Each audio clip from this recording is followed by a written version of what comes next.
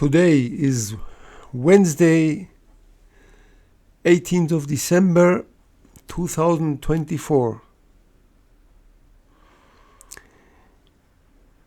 We will start session 3, and just to start, let's make a little summary of session 2. Just to remember what we have discussed in session 2. So in session 2, we continued with the characteristics of thought. I said that thought have many characteristics. It's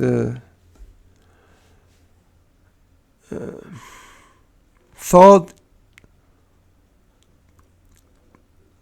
we can say thought has many faces, just metaphoric.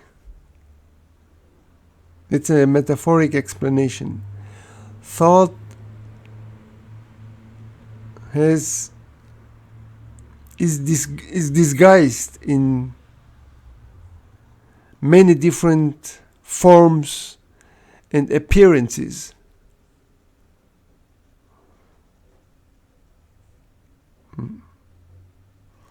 It appears according to its own convenience.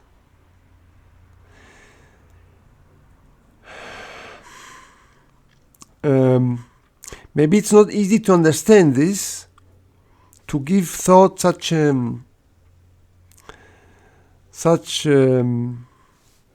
great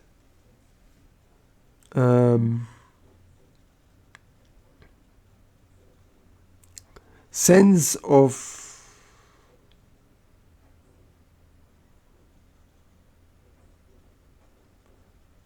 such a capacity to transform, to appear in different ways. But the more we go into it, the easier it will be to understand it. So, in session 2 we went into thought. We described some more characteristics of thought, and we started with the topic of how thought creates the me, the self, the ego. Which is the same. Some like to use the word ego, others like to use the word self, and others, I tend to use the word the me, but I use also the others, because so that people don't think that the me is something different and the ego is something else, and then at some point somebody will ask me, what is the difference between the ego and the me, or something like that, or what is the ego? After I explain and we discuss the me, people might still think, well, now I want to know what is the ego and what is the self. It's the same, just words. I went into the word. The words create confusion, because the words are also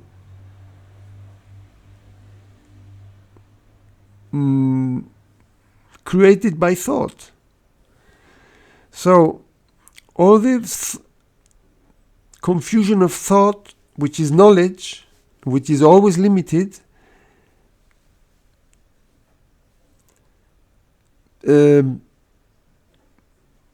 provokes the same, that words are also prone to confusion. This is why you will see very often people when they debate or they and they go into great discussions. Everybody defending his own idea, which is thought. And we will go into that also, why that happens. And then people start to analyze and discuss and debate the meaning of this word or the other word, and he said this, and that means that. And the other said, no, but yes, I used that word, but I meant this. No, but this word is that. You said that. And there's no communication because of that, because the confusion is the word itself. Actually, each word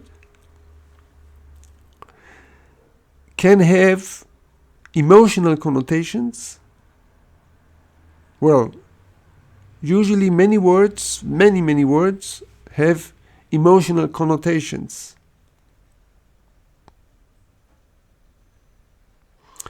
Especially if we go into the realm of psychological thought.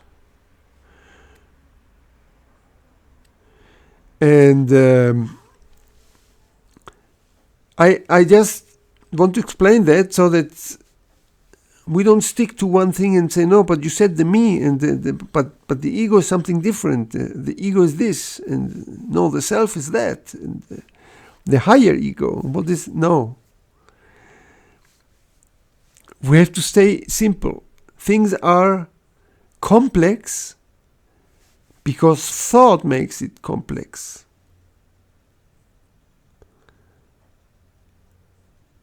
And because people are just tied to thinking, because we said human beings, it's their only tool, that's why everything becomes so complex. But let's stay simple, always stay simple. So there is no difference. The me is the self, is the ego. Okay? Good. In any case, if we want to understand, we have to be free of this intellectual analysis of words and what we think that word means. We think that word means what it means. But actually the word is not what the word describes. This is what I said. The word is not the thing. We should never forget that. But it's we fall into that trap constantly. So we have to be very aware and attentive to understand. It's not a question of the word. It's the question of understanding what we try to describe in words, but the word cannot describe what is. Never. So we have to feel it. I make the example with the tree. If we think we know what is a tree just because we are convinced that the word is enough, and because I know the word, and I know the word tree, and I know how to identify what is a tree, then it's finished. Then I know, finished. I know the tree. And then we look, we watch, we see the tree, but we don't see anything because we are thinking the tree. And whenever you think something,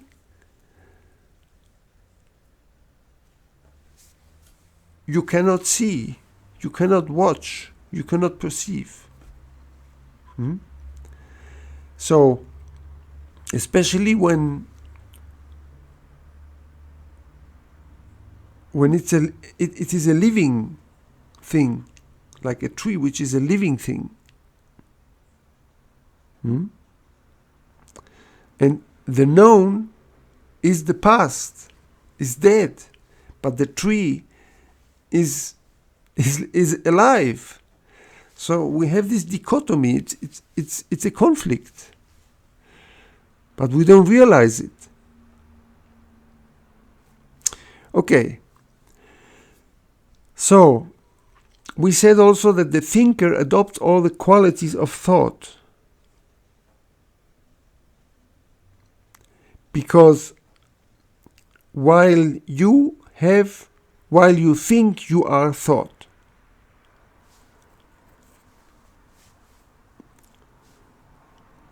Whenever we think, we are thought. It's not me and thought, especially because thought has created the me. Without thought, we wouldn't have the me that we have. It would be totally, we would still exist as human beings, definitely. But we would perceive the world differently, much more.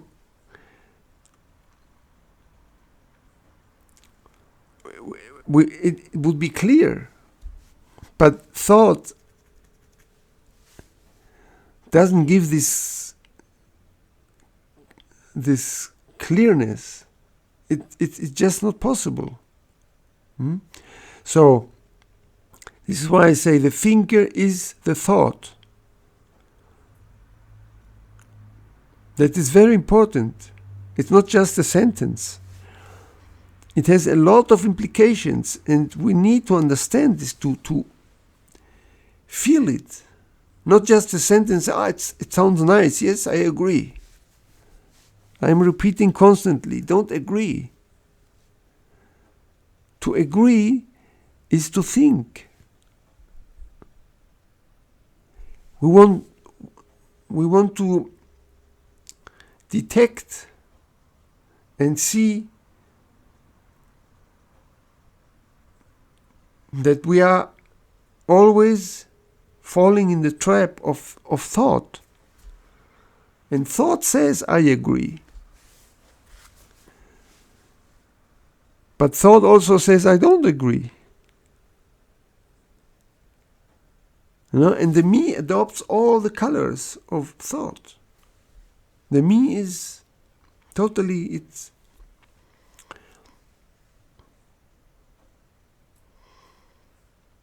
the me is like embodiment of thought. So it follows everything. It follows thought blindly. So this is why humans are so contradictory, because it's nature of thought. This limited nature of thought is adopted, and the brain is fragmented also because of the storage of fragmented knowledge, limited knowledge.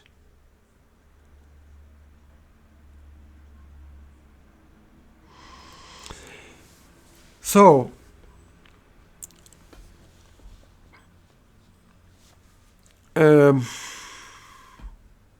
this was session 2.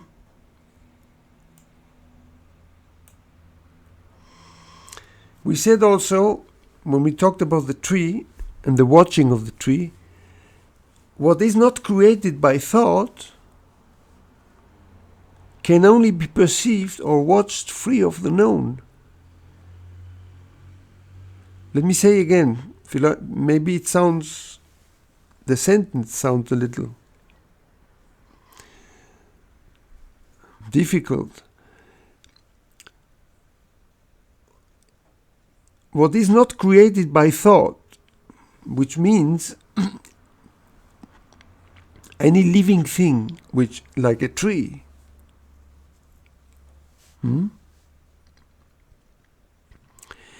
can only be perceived by the perceiver or watched free of the known. Free of the known means freed from thought, because the known is knowledge. You see, the root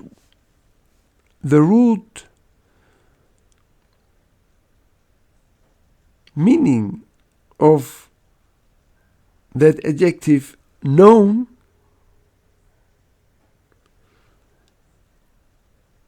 this adverbial word known comes from knowledge, to know. So,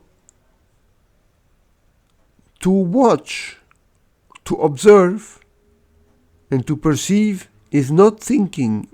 If we think, either we think, which is memory, which is the past, which is a reaction. It's a reactive process and mechanical, because it's automatized. It's automatic. We don't realize it, because the me is thought. So this is why the me, I, don't realize it. Unless we become extremely attentive, and then we start to develop what I said. We need to develop this very subtle sensibilization.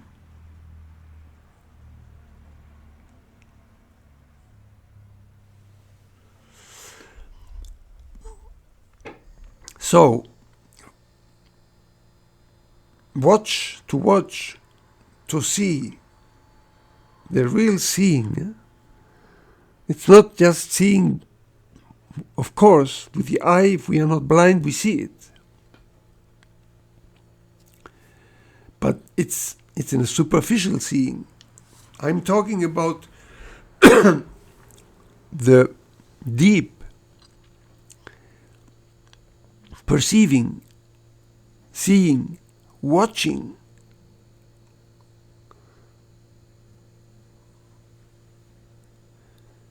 These are words that actually describe not thinking.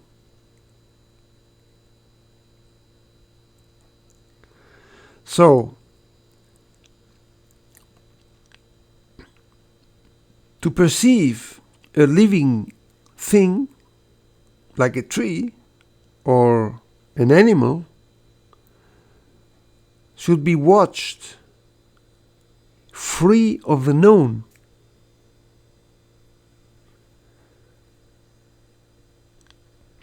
Or can only be watched. Let me say it like that. Otherwise, we think it. We think the object. We think the tree. We don't see it. We think the dog. We don't see the dog. Really. So that is very important. So now let's go. I said thinking has a lot of implications. So we have to continue with more elements.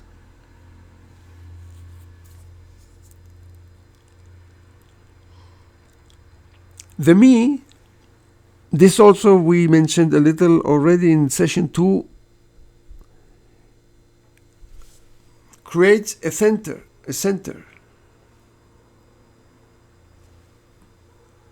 And it becomes self-centered. Me. And the only important thing, the one and only thing, is always the me.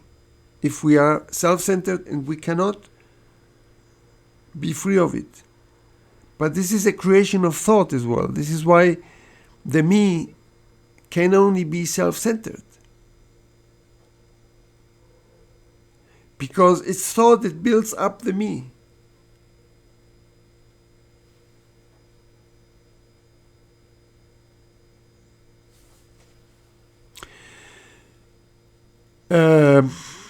This has a lot of implications. This is why we say my house, my success,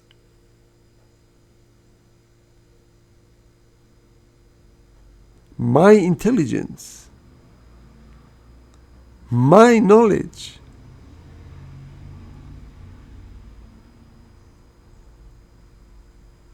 the me lives in the illusion. It's an illusion that everything belongs, everything is his own creation. It's my knowledge.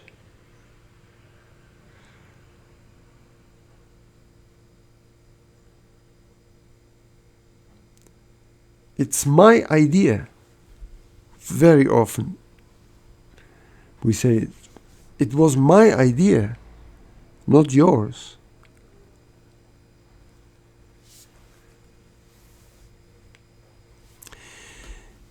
When we say all that, my house, my property, my garden,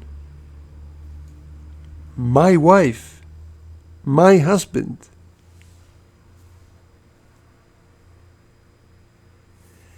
my country,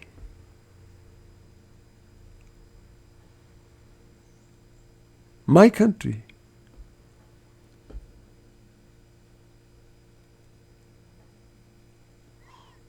my religion. I'm a Christ. This is my religion.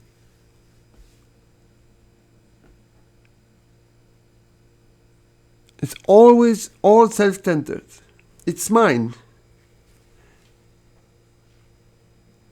It belongs to me.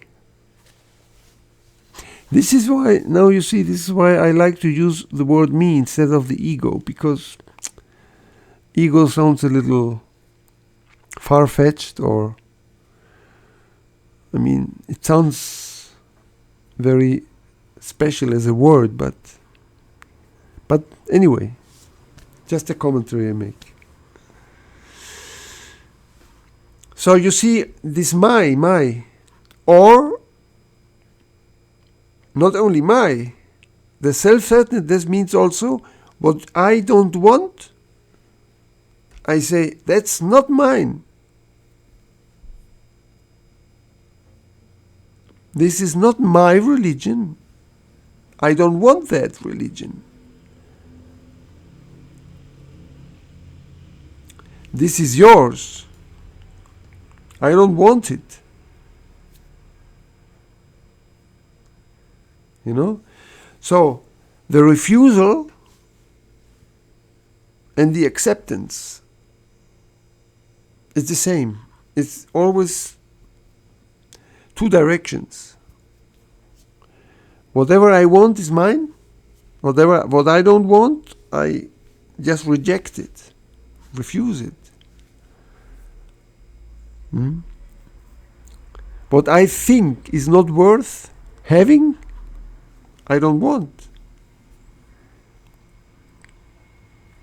And what I think is worth having, I want. Even if, or I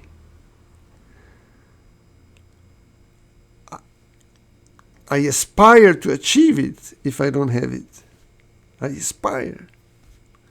Obsession all my life to have more money, to have more knowledge, to become better,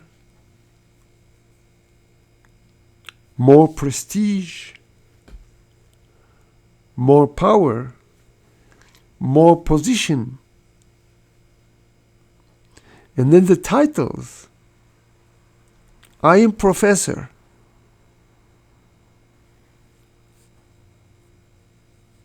And you know that some people, they like to be called Professor so-and-so. If you skip the title, they feel hurt. They say, no, I'm Professor so-and-so, Doctor so-and-so.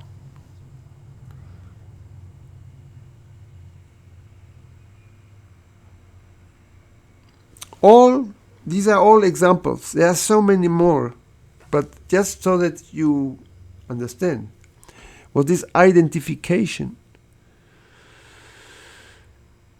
The identification has many, many other implications, but we will go to it in other moments.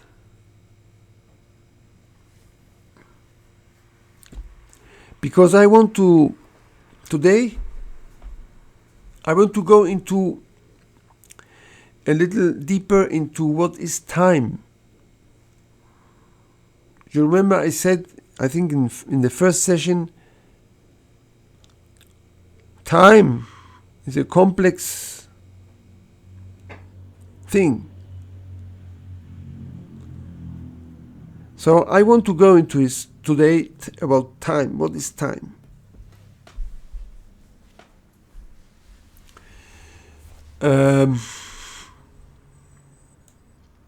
We said, and maybe you still didn't understand why. Say, thought is time. I said, why? Why does he say that? Thought is time. Why? And I said, thought is time. I said because it's the past.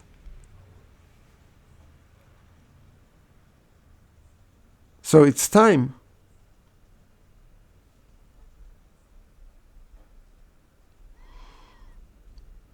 But there's much more to that. This is what I want to discuss now. And please don't agree. I'm not here so that you agree and clap or something. No. I want to open your fibers. All your fibers that you have of perception. Not thinking and knowledge.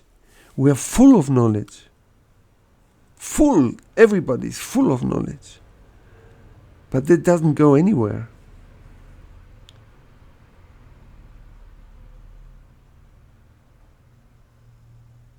I mean, knowledge has its place.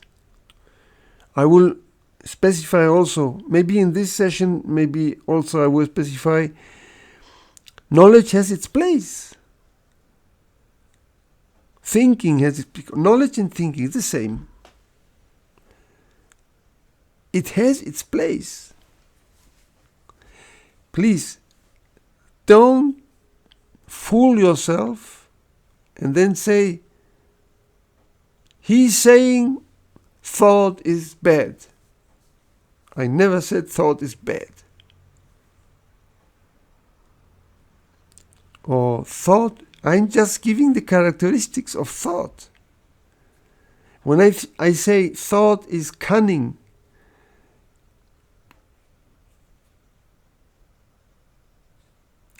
and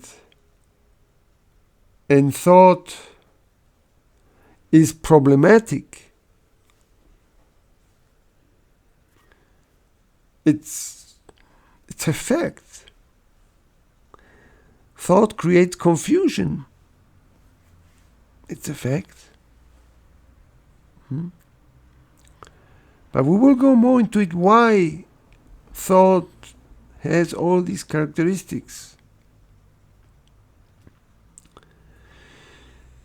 Now, What is time?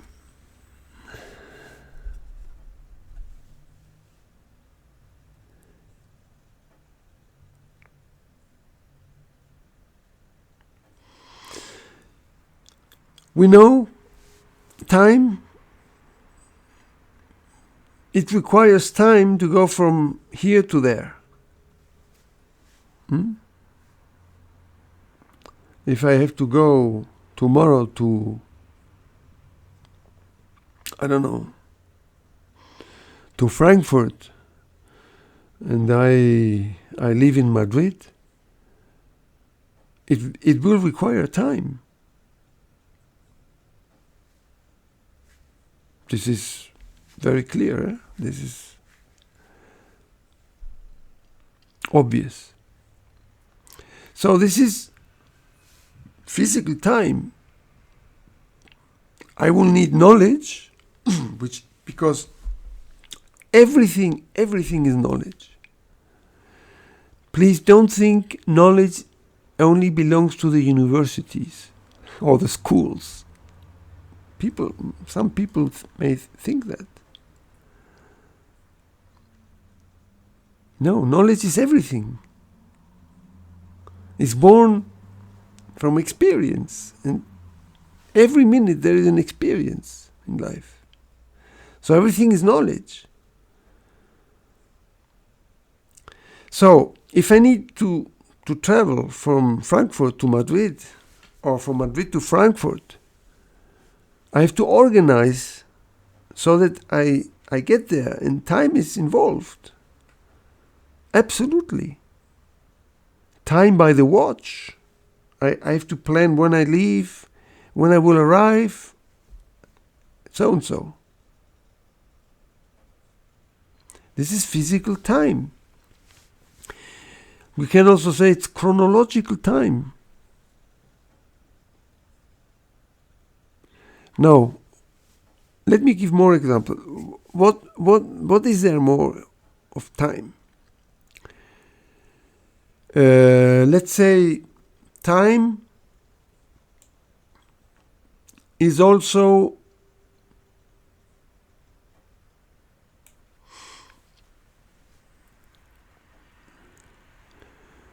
from child to adulthood. From childhood to adulthood. It requires time, the growing, the maturing. From the seed to a tree, to a grown-up tree, it's time. This is clear that it's time. It's physical time, nothing else. It's very simple. Sunset, sunrise is time. It's one day, one night, the next day, the moon comes and goes on the sky, the stars, sun. That is time. It is physical time.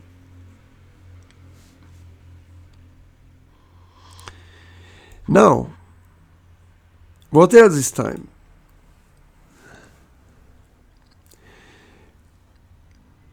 From baby to childhood and then adulthood, that is a process in time. We can call it neurophysiological time.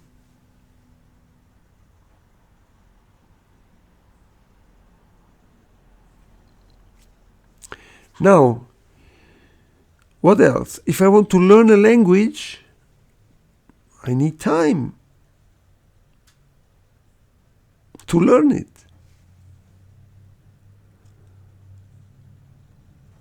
There's nothing wrong about that. I need time to learn a language. I need time. This is academical knowledge, academic learning.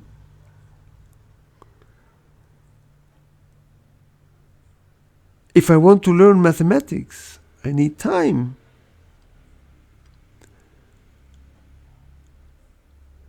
It's a specialized knowledge, academic knowledge.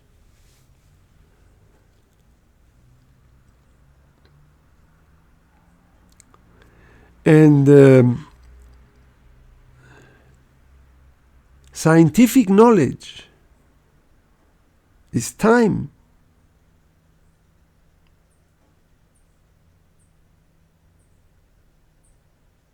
Requires time. Technology is time. Technological knowledge. Everything is knowledge. Technological knowledge, academic knowledge.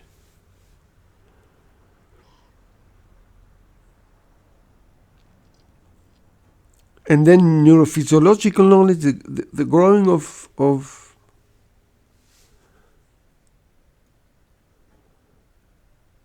human being. This is physical time.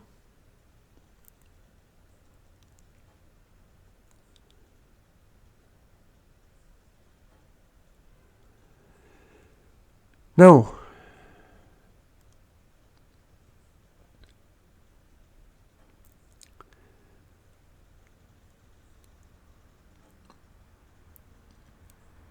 academic knowledge, academical study, knowledge, which is knowledge,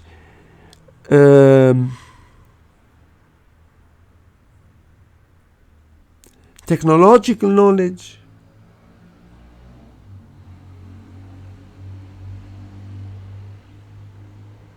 all types of sciences, what we call science, is knowledge, and it requires time. Okay? Good. Now,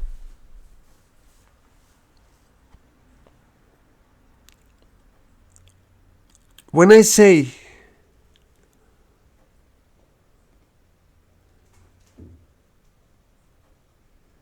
I am greedy, many people are greedy, no? What does it mean? What is greed? Greed is more and more. Is that you want more. More than what is.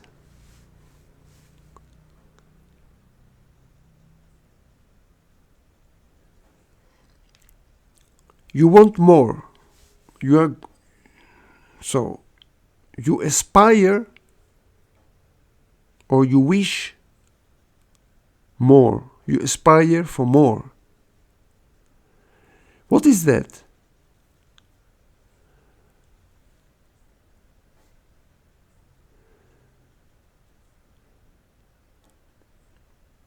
This is not the same as learning a language or learning how to build a table.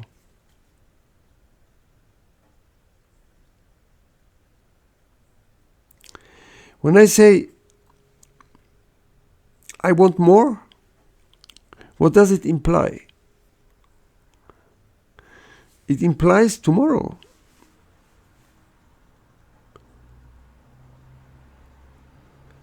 Because at this moment I have what I have, but I want more. So it implies automatically the tomorrow. I think that's clear. And what is the tomorrow? It's time.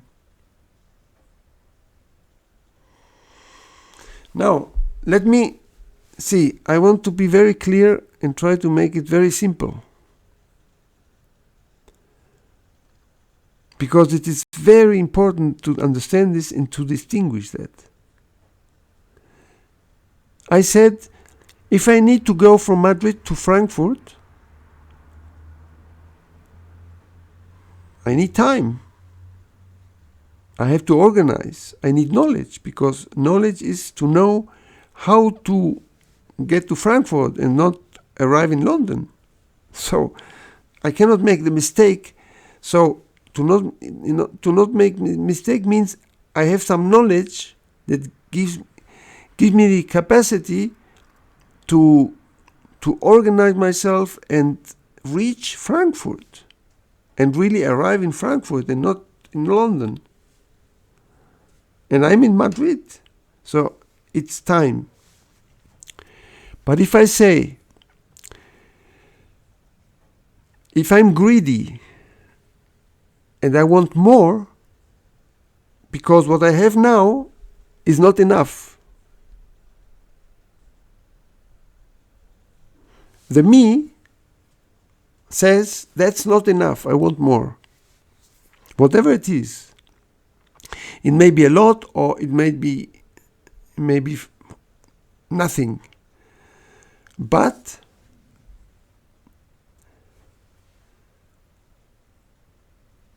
I want more. It's a measurement that is created, and the me wants more. I said it implies tomorrow. So if it implies tomorrow, it's time. Do you see the difference?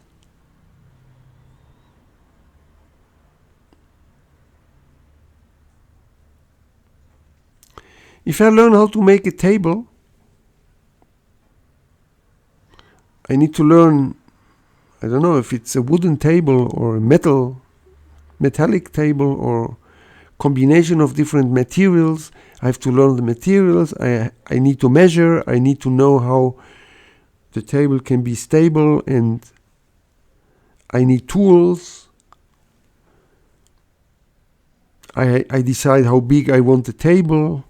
It should be square or not square or rectangular, to make a table. It's time.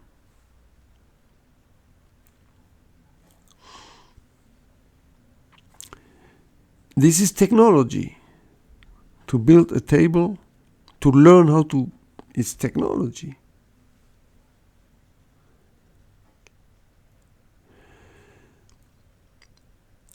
If I'm greedy and I say, which is the more, to be greedy is the more.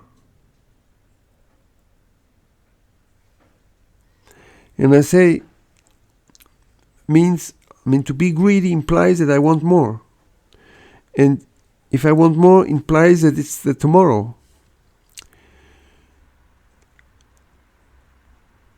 That is, and who says that it wants more?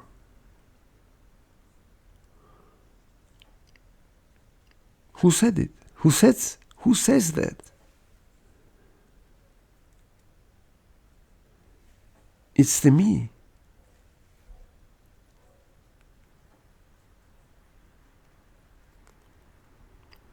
And we said that the me is thought.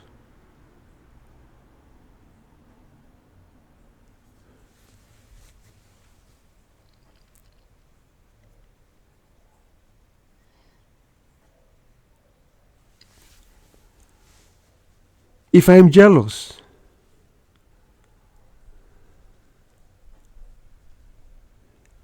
I'm jealous. This is what I am. But I don't want to be jealous.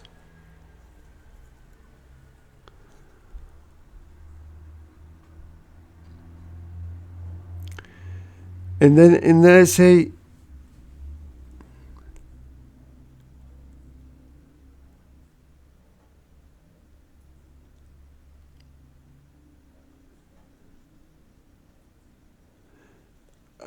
I should not be jealous. But you are jealous. So you project the opposite, the non-jealousy. To project non-jealousy is time, because what is jealous. Jealousy is what is. Jealousy is. Non-jealousy is not. But I project non-jealousy, not. The only thing that interests me is the non-jealousy. So, it's the tomorrow. Because it's not now. It's not at this moment. So, if I project to be non-jealous, it's an idea. It's not a fact. Now we go to very subtle things, extremely important.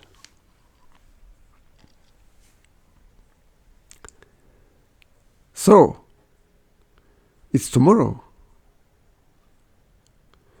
But which tomorrow? Who knows? It can be 10 tomorrows. But it's the future. But who is projecting the future? What future is it? Sorry. What future is it? Is a future projected by thought. It's thought that says you can be non-jealous.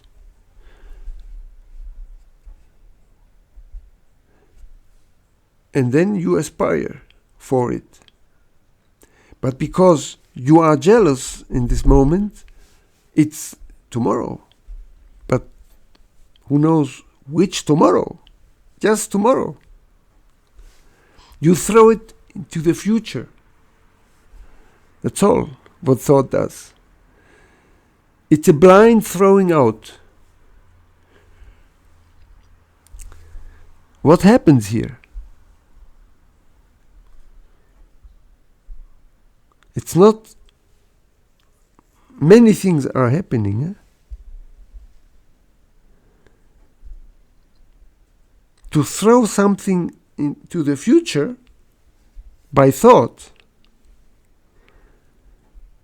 not because you are building a table.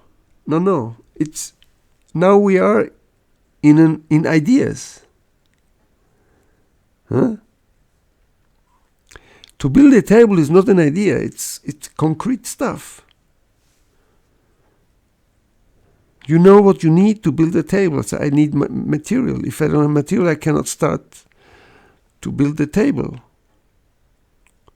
And so on and so on. It's a very concrete thing. But jealousy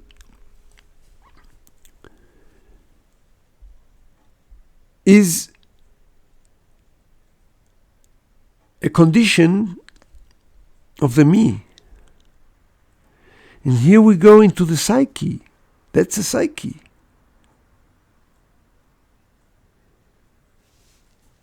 But thought intervenes and says, no, but there is also non-jealousy. So don't worry. You will reach it. Eventually you reach non-jealousy. Okay. The me captures it and stays with it. Because thought has no capacity to face anything. To face something means to see what is. To face something means to face the fact. No matter whether you like it or not. It's not about like and dislike. Remember, I said that once already. The fact is the fact. But thought cannot deal with facts. Thought cannot deal with what is. Why? Because thought is fragmented, and thought is always the past. So thought cannot deal with, it's mechanical. Thought invents, thought is measurement, is imitation, is time. So all this doesn't fit for the ability to face facts. Thought always will tell you, no. Jealousy is not good. So go for non-jealousy. But you are jealous. The fact is jealousy.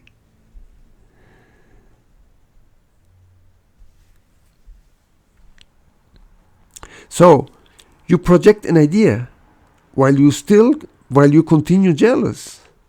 The idea will not dissolve the fact. The idea of non-jealousy cannot eliminate jealousy, cannot dissolve it, because it's one thought versus the other thought, which is the opposite. And this is a constant game of thought to invent the opposite. And the me likes it because the me is thought. And to face facts is not so comfortable. To aspire for an idea in the future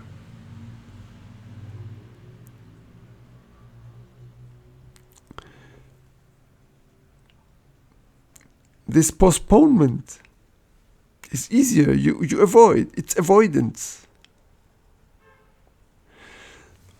So you constantly are avoiding everything. You are going like this. You avoid the facts. The facts are there. Facts are there, but you avoid them. And now we are in the realm of the psyche, because the me is the psyche.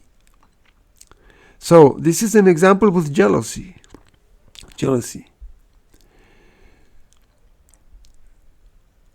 With greed, it's the same. If I decide the opposite, then we leave it for tomorrow. Non-jealousy will be also tomorrow.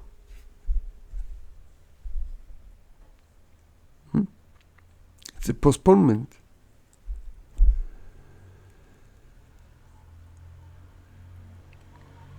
The same with ambition, obsession. I'm obsessed with something. Obsession. No, you should not be obsessed. Obsession is not good. Who said that? Thought. But what does it mean? Obsession is... No, you should go for non-obsession. But you're obsessed.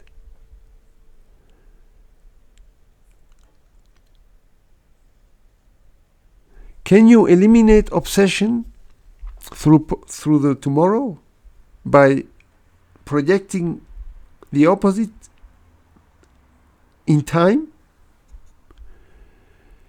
No, because you don't face it.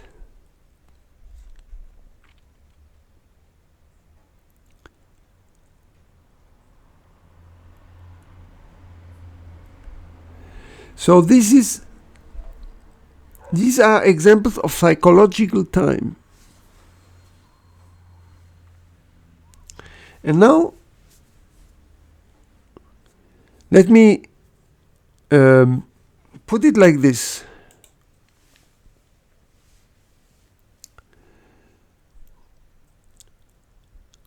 It's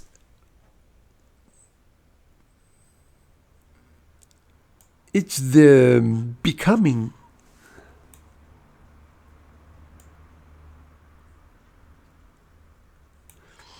It's go for the better.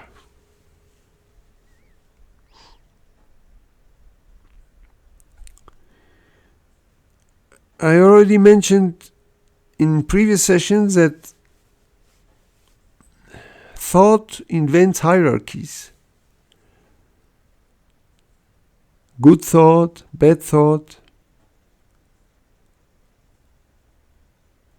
intelligent thought, unintelligent thought, of course. Everything has its opposite. So if we want intelligent thought, means that there is an unintelligent thought.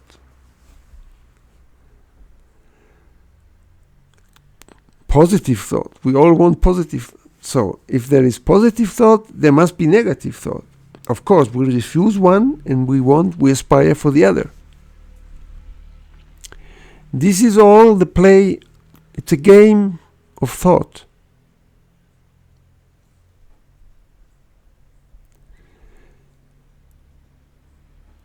But there is only one thing in the psyche, always.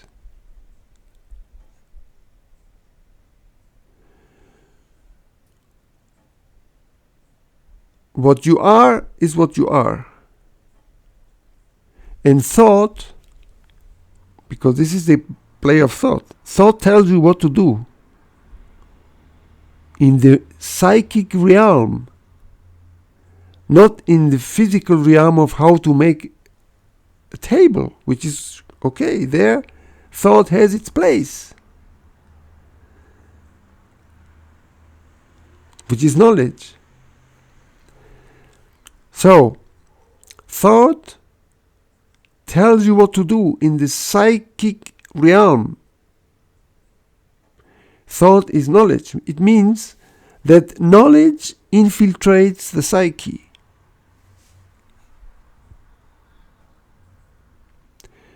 In order to pretend to solve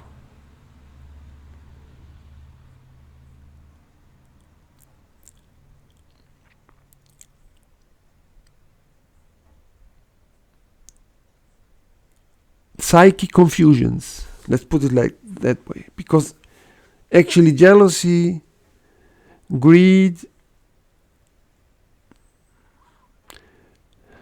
violence, and many, many other are actually symptoms of confusion.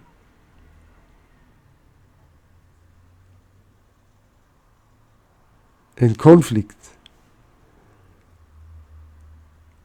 And this is born out of limited knowledge transformed into thought. And thought is just a projection, the reaction of memory. So the big conflict and big confusion and contradiction for the psyche is the avoidance of what is. This creates conflict. Permanent conflict in the psyche.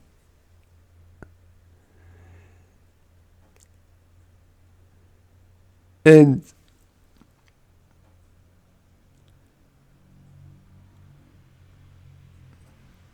the me is the content of the psyche. And the me is thought. So here we have a problematic thing, because thought tells you always what to do in time. So it projects your psychic confusions to the future, to the tomorrow, to the 1,000 tomorrows. It throws it out.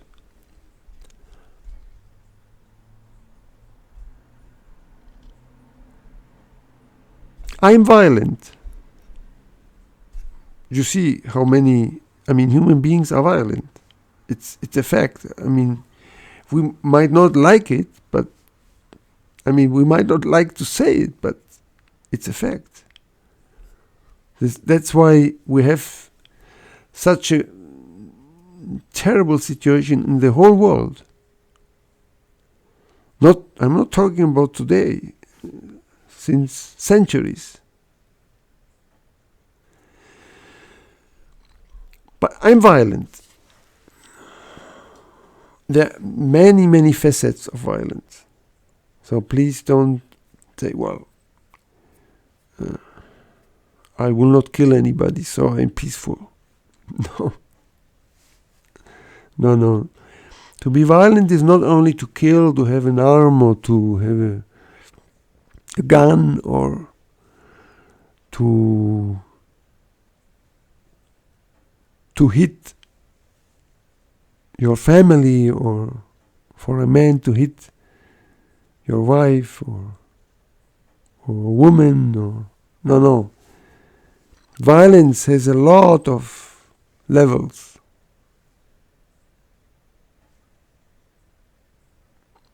And violence starts inside. It's a self-created, it's violence in oneself, which either projects to the outside or maybe it doesn't project. But there is violence inside. That is also, everything is violence. So, I'm violent. But I talk about non-violence. So, when I project non-violence, what is it? I'm violent. That's why I project non-violence. Otherwise, because non-violence doesn't exist. What exists is violence. But non-violence is an idea invented by thought. Because this is a thinking process that invents non-violence. Now, let's stay with that, because this is a very plastic and graphic example. Non-violence sounds good, doesn't it? It sounds fantastic, to talk about non-violence. I can give lectures about non-violence, what it is and how to achieve it.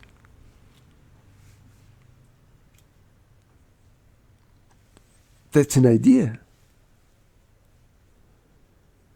While I talk about non-violence and I invent how to achieve it or how to organize it, which is even worse, to organize the non-violence.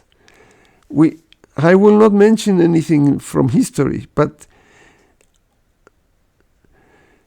some of you who are versed in a little in history, you will remember how non-violence has been organized.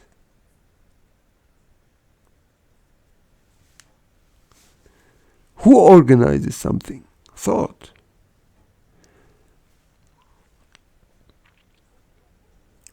But thought cannot solve anything psychologically.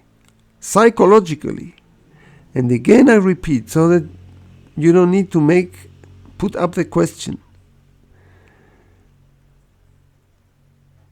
Thought solves how to build a table. No problem with that. And if you make many tables, you become better. That's good. It's a physical realm. But thought participates in the psyche and says, non-violence is possible. And we are going to organize the non-violence so that we can eliminate violence.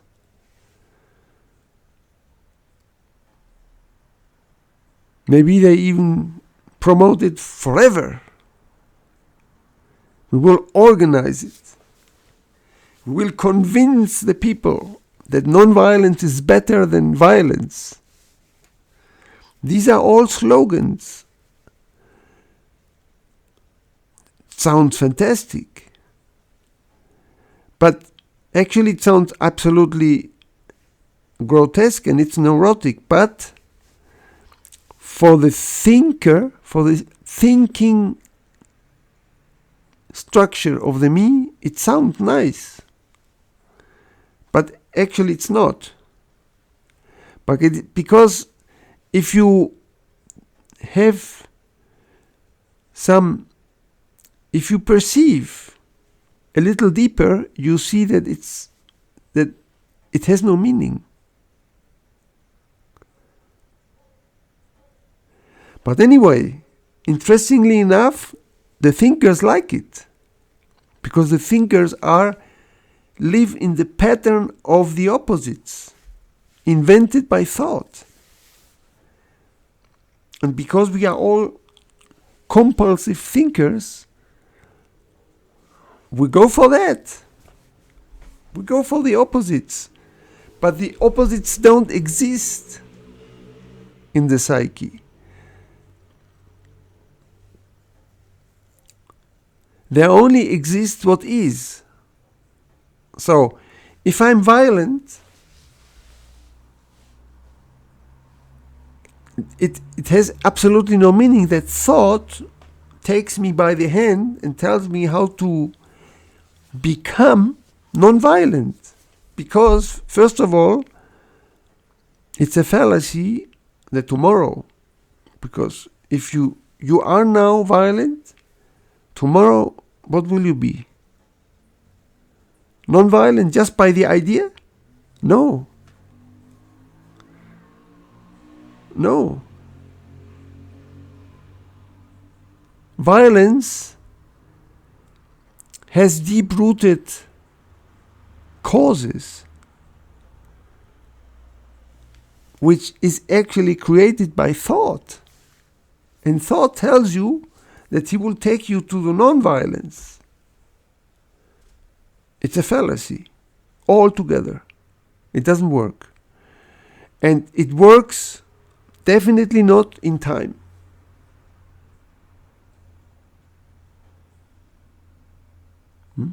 So here I am giving one example, just one. There are hundreds, but this is just one example of what is psychological time. So this is not physical time. This is not traveling from Madrid to Frankfurt. This is not building a table. This is not learning a language. This is becoming non-violent while I am violent.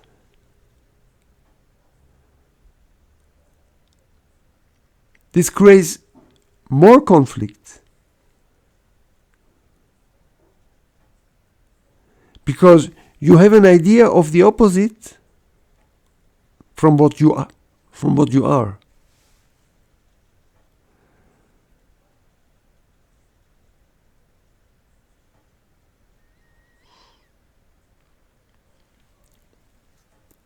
The only thing, this we will go at some point in some other session. We will talk about how to face what is and how possibly dissolve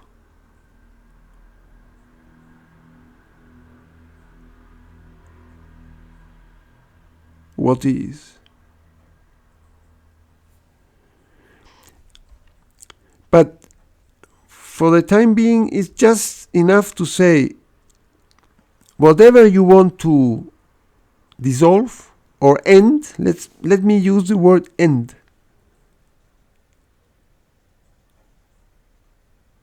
Not eliminate.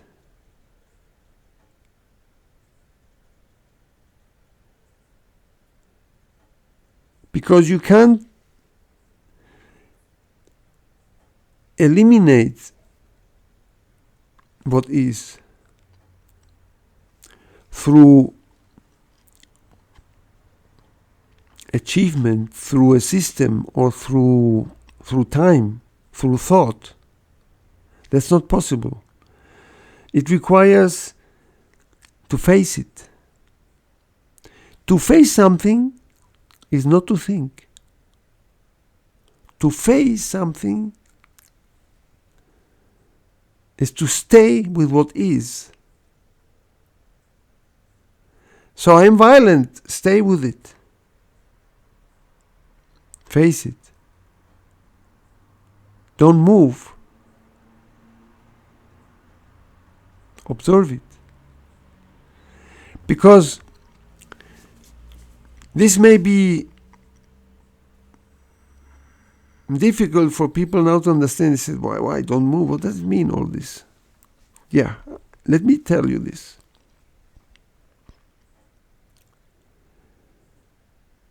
Whatever you do,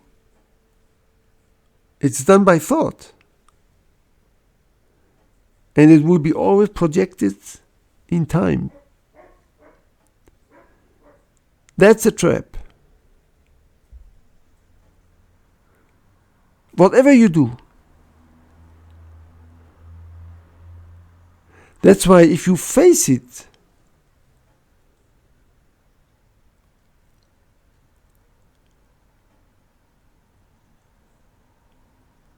you thought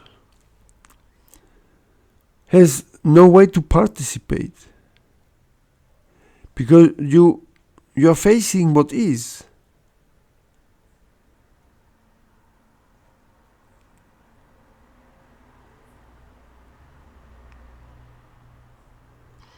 And thought and emotion go always together. Sometimes emotion starts and then comes thought. Sometimes thought comes and then it's one. Thought and emotion is one. This is a new thing that I didn't mention. So all these emotions psychologically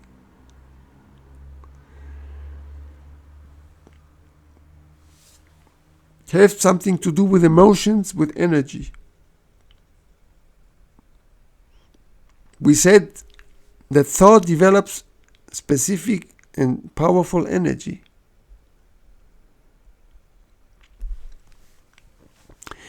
But thought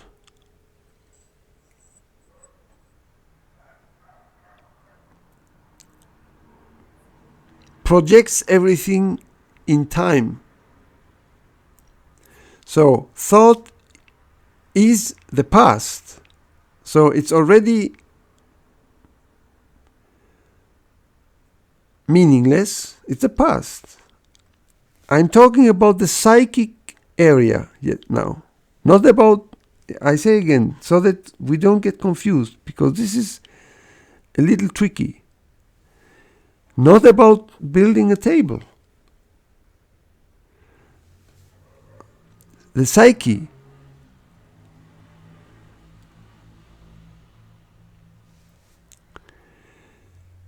Thought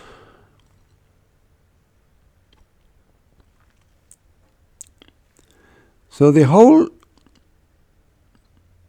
the me, which is the psyche, is already conditioned to, it is conditioned, it's mechanical.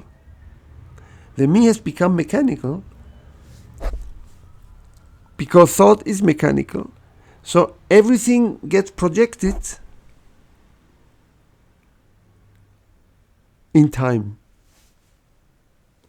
Coming from the past, it modifies in the present, just modifies in the present to continue to the future. This is constant movement. It's always the same.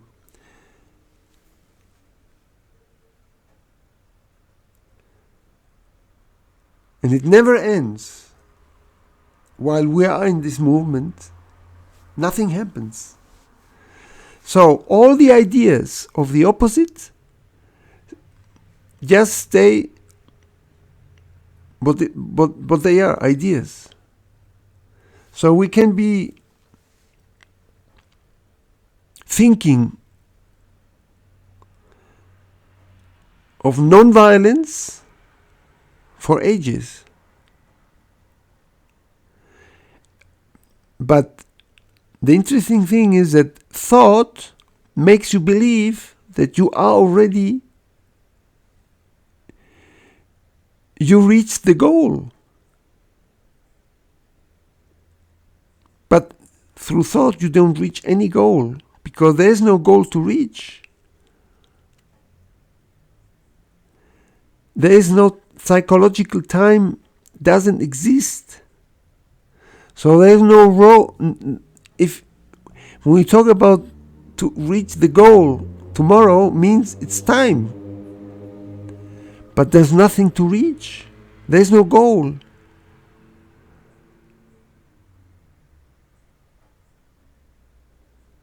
So it's a fallacy altogether. It's an illusion. It's an invention. It's an invention. Actually it's, yes. I don't know which other word to use. I don't want to use even harder words. Let's leave it at that. But it's very, very problematic for humanity, because violence stays. Humanity is violent since more than 5,000 years ago.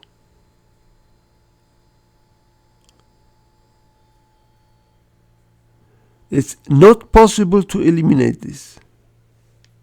And people just somehow seem that they don't care. They continue. But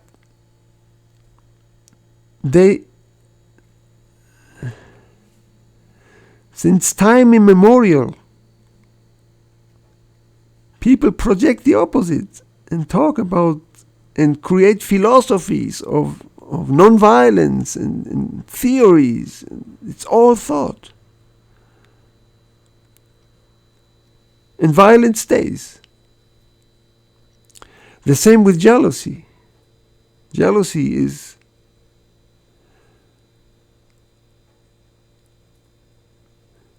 has a lot to do with identification, with the feeling of loss.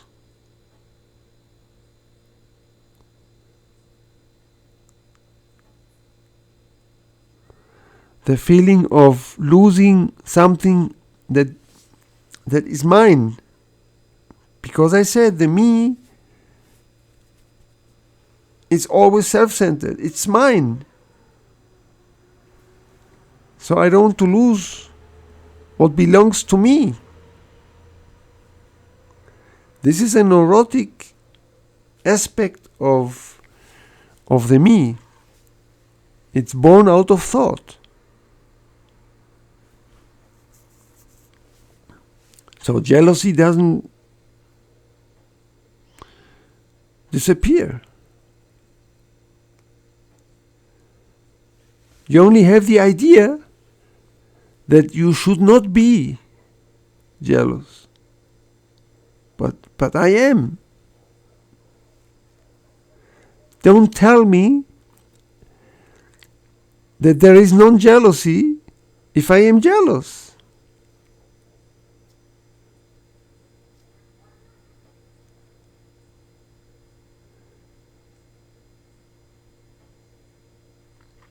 The same with greed. We want more. It doesn't matter if we have a lot, but we want more. it doesn't matter if I am very powerful and I am but I want more power.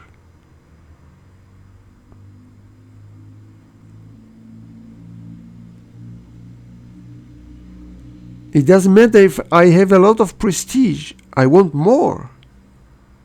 Or, which is the same, I don't want to lose my prestige. But what is prestige? This is all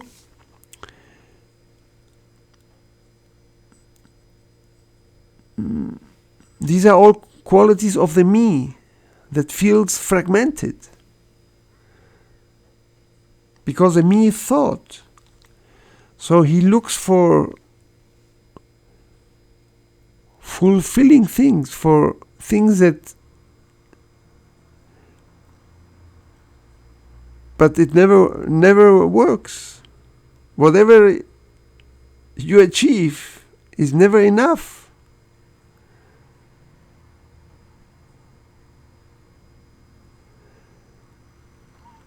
And in some theories, even in spiritual areas, they talk about, the more and more is natural. Aspiration of more, achieving more is this is natural. It is good. It's progress. No, it is conflict.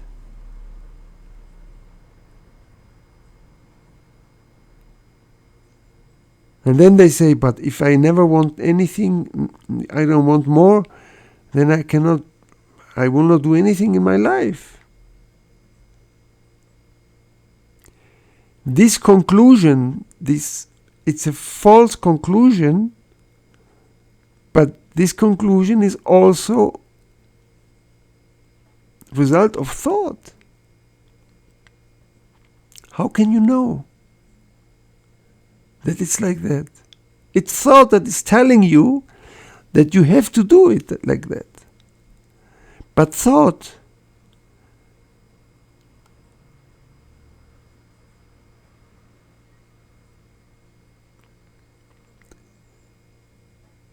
is blind. Thought only looks for that. Thought is always working in time psychologically.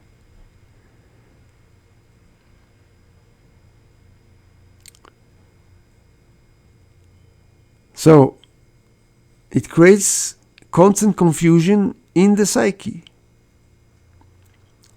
So did you see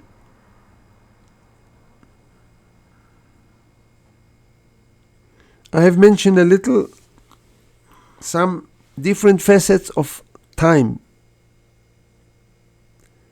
Time is not time. It's not all the same. So let me just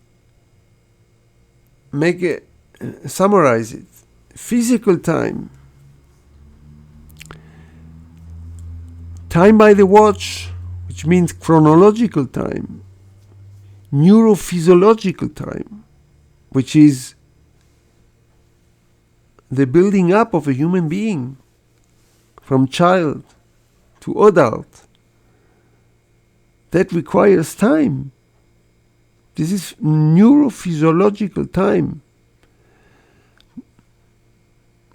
From seed to the tree, to a big grown tree, is time. Nothing wrong with that.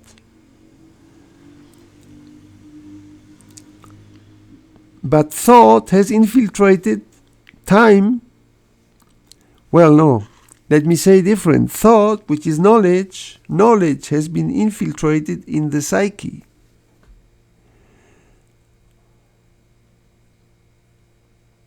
So if knowledge infiltrates in the psyche means there is thought is involved.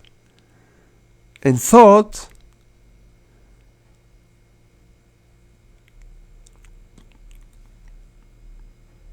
takes care of the me. The me is the invention of thought. So thought, I said thought wants to prevail, so thought wants never the end. That's why thought is so frightened from death, frightened of death. We will go into that at some point. Because what is death? I will not go into that now, but in any case, it's the end. But we'll see what it is. The end of what? Thought wants permanency. Thought wants continuity. Thought wants repetition.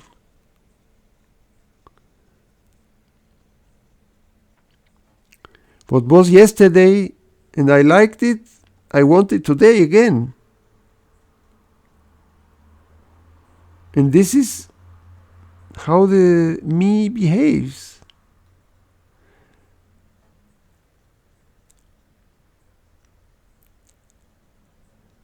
It's never, everything should continue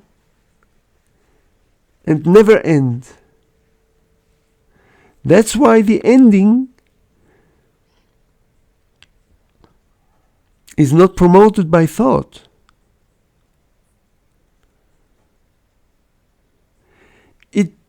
It tells you, thought invents the opposite, but not because it pretends to end what is.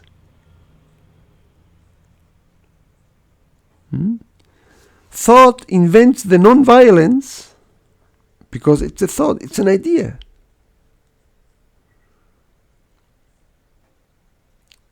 Ideas are thought processes. Every idea. An idea is not a fact. It's not what is. So, thought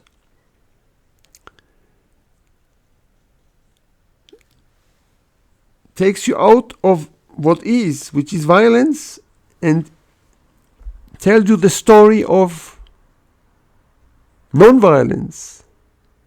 Oh, the me likes it.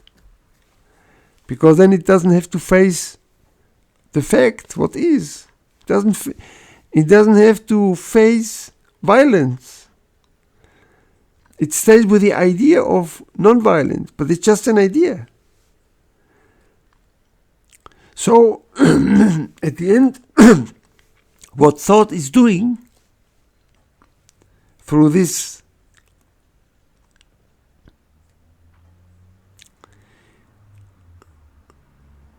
through ideas, through creating, inventing ideas, is that what is stays. Violence stays. While getting occupied with what is not, which is the idea of non-violence. And that happens with all the opposites. Creating opposites is one of the main features of thought. So, I think it's enough, it's good enough, 1 hour 30 minutes. I will end it here for now, and we'll meet again for session 4, and we'll continue. If you have questions, write your questions. Because what I do, you write your questions, underneath you can write, and I will receive it, I will read it, and then what I usually do is I answer, I put out the question how it was written, try to write a very correct, formulated question, what you really want to know, formulate it clearly so I know what is the main point. Because I will go to that exactly how you answer it, how you make your question. I will go into that question and elaborate it in the next video. In the next sessions, I bring in the questions that you put. So if you have a question, whatever, you write it. And I will then we'll discuss it. We'll elaborate on it.